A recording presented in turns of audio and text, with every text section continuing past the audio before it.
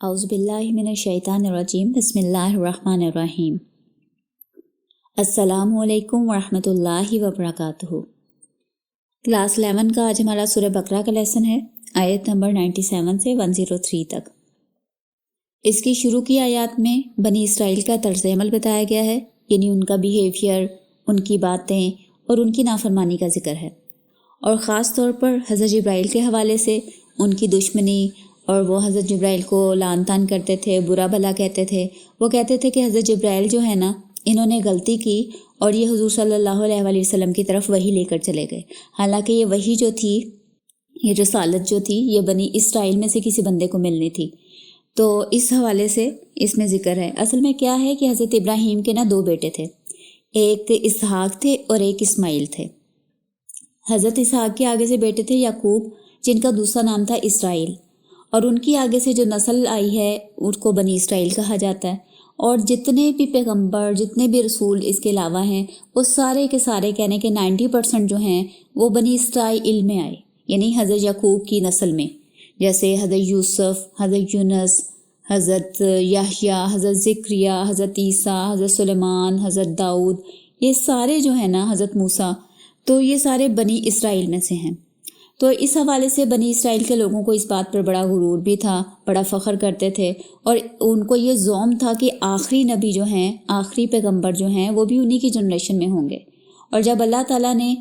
حضرت اسماعیل کی نسل میں حضور صلی اللہ علیہ وآلہ وسلم کو منتخب کیا، تو اس حوالے سے وہ حضرت جبرائیل کو الزام ٹھہراتے تھے کہ جی حضرت جبرائیل نے جو ہے نا، وہ انہوں نے خیانت کی ہے، اور انہوں نے غلطی سے حضور صلی اللہ علیہ وآلہ وسلم حضرت محمد کو جا کے وحی دے دی، حالانکہ یہ بنی اسرائیل میں کسی بندے کو ملنی تھی۔ تو ان آیات میں اس حوالے سے ذکر ہے، کل من کان عدوا لجبریل فانہ نزلہ علی قلبک باذن اللہ۔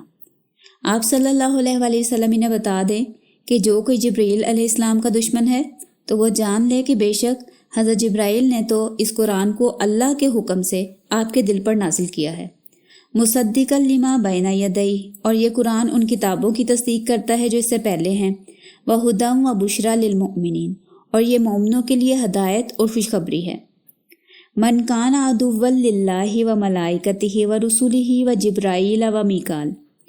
فإن اللہ عدو للکافرین، اور جو کوئی دشمن ہے اللہ کا، اس کے فرشتوں کا، اس کے رسولوں کا، جبریل کا اور میکائیل کا، تو بے شک اللہ خود ایسے کافروں کا دشمن ہے۔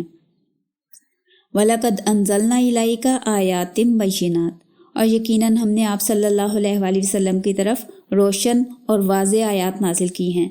وَمَا يَكْفُرُ بِهَا إِلَّا الْفَاسِقُونَ، اور ان آیات کا انکار صرف نافرمان لوگ ہی کرتے ہیں۔ أَوَكُلَّمَا عَاهَدُوا عَهْدًا نَبَذَهُ فَرِيقٌ مِّنْهُمْ،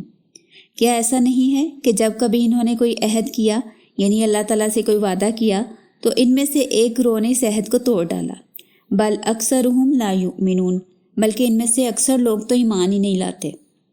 وَلَمَّا جَاءَهُمْ رَسُولٌ مِّنْ عِندِ اللَّهِ مُصَدِّقٌ لِّمَا مَعَهُمْ، اور جب ان کے پاس اللہ کی طرف سے ایسا رسول یعنی حضور صلی اللہ علیہ وآلہ وسلم آئے جو ان کی اپنی کتابوں میں پیشن گوئیاں جو لکھی ہوئی تھیں ان کی تصدیق کرنے والے تھے، یا ان کی کتابوں میں جو احکامات تھے ان کو کنفرم کرنے والے تھے، نبذ فریق من الذین اوتوا الکتاب کتاب اللہ وراء ظہورہم کأنہم لا یعلمون،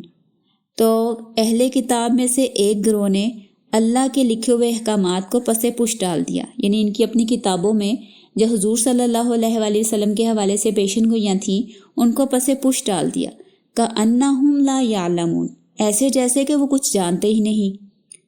اب اس کے بعد آیت نمبر 102 میں حضرت سلیمان کا ذکر ہے، اور 2 فرشتوں کے حوالے سے بتایا گیا ہے، ہاروت اور ماروت۔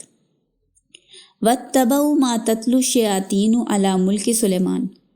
اور لوگ اس چیز کی پیروی کرتے تھے جو شیطان پڑھا کرتے تھے سلیمان علیہ السلام کے عہد حکومت میں، یعنی حضرت سلیمان علیہ السلام کی حکومت کے دوران شیاطین جو تھے نا، وہ بہت زیادہ جادو وغیرہ کرتے تھے، منتر پڑھا کرتے تھے، اور لوگوں کو بھی جادو سکھاتے تھے۔ وَمَا كَفَرَ سُلَيْمَانُ، تو اللہ تعالیٰ یہاں پہ کلیئر کر رہے ہیں کہ حضرت سلیمان نے کفر نہیں کیا، یعنی انہوں نے کبھی جادو نہیں کیا، نہ جادو سکھایا۔ وَلَكِنَّ الشَّيَاطِينَ كَفَرُوا، بلکہ یہ شیطان لوگ تھے جو کفر کرتے تھے، یعنی جادو وغیرہ کیا کرتے تھے۔ يُعَلِّمُونَ النَّاسَ السِّحْرَ، اور وہ لوگوں کو بھی جادو سکھایا کرتے تھے۔ وما انزلا علی الملکین ببابل ہاروت و ماروت، اور جو کچھ ہم نے بابل کے شہر میں ہاروت اور ماروت یعنی 2 فرشتوں پر اتارا، ایسا ہے کہ اللہ تعالیٰ نے یعنی آزمائش کے طور پر، ٹیسٹ کے طور پر 2 فرشتوں کو بھی نازل کیا، اور وہ فرشتے جو تھے وہ بھی لوگوں کو جادو منتر وغیرہ سکھاتے تھے، لیکن وہ جادو سکھانے سے پہلے لوگوں کو کلیئر کر دیتے تھے کہ جی ہم جو ہیں وہ ایک آزمائش ہیں، اللہ تعالیٰ کی طرف سے ایک ٹیسٹ ہے، کیونکہ اللہ نے منع کیا کہ جادو نہ تو سیکھو اور نہ آگے سکھاؤ۔ تو جو لوگ پھر بھی آ کے ان سے جادو سیکھتے تھے تو پھر وہ اپنا آخرت میں ان کا کوئی حصہ نہیں ہوتا، کیونکہ جادو جو ہے یہ کفر کے ایکویلنٹ ہے۔ جادو کرنے والا منتر پہ بھروسہ کرتا ہے، وہ اللہ پہ توکل نہیں کرتا، تو اس لیے جادو کرنے والے کو بھی کافر کہا جاتا ہے، اور جادو جو ہے یہ کفر ہے۔ وَمَا يُعَلِّمَانِ مِنْ أَحَدٍ حَتَّى يَقُولَا إِنَّمَا نَحْنُ فِتْنَةٌ فَلَا تَكْفُرْ، اور وہ دونوں فرشتے کسی کو نہیں سکھاتے تھے جب تک یہ نہ کلیئر کر دیتے کہ ہم تو ایک آزمائش ہیں، بس تم کفر نہ کرو۔ فَيَتَعَلَّمُونَ مِنْهُمَا مَا يُفَرِّقُونَ بِهِ بَيْنَ الْمَرْءِ وَزَوْجِهِ، اور پھر بھی لوگ ان سے وہ سیکھتے تھے جس کے ذریعے وہ آدمی اور اس کی بیوی میں جدائی ڈال دیتے تھے۔ وَمَا هُمْ بِضَارِّينَ بِهِ مِنْ أَحَدٍ إِلَّا بِإِذْنِ اللَّهِ، اور وہ اس کے ذریعے کسی کو نقصان نہیں پہنچا سکتے تھے مگر اللہ کے اذن کے بغیر۔ یعنی جب تک انسان کوئی بھی غلط کام کرنا چاہ رہا ہے، کوئی جادو بھی کرتا ہے، تو اس جادو کا نقصان بھی تبھی ہوتا ہے جب اللہ تعالیٰ کی طرف سے اجازت ہوتی ہے۔ وَيَتَعَلَّمُونَ مَا يَضُرُّهُمْ وَلَا يَنْفَعُهُمْ، اور وہ ایسی چیز سیکھتے تھے جو انہیں نقصان پہنچاتی تھی اور انہیں فائدہ نہیں دیتی تھی۔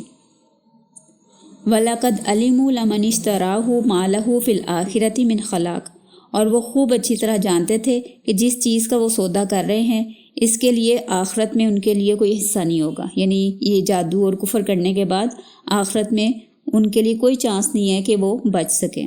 وَلَبِئْسَ مَا شَرَوْا بِهِ أَنفُسَهُمْ، اور بہت ہی بری چیز ہے جس کے بدلے انہوں نے اپنی جانوں کا سودا کر دیا۔ لَوْ كَانُوا يَعْلَمُونَ، کاش کہ وہ یہ حقیقت جانتے۔ وَلَوْ أَنَّهُمْ آمَنُوا وَاتَّقَوْا، اور اگر وہ ایمان لاتے اور تقوی اختیار کرتے، لَمَثُوبَةٌ مِّنْ عِندِ اللَّهِ خَيْرٌ،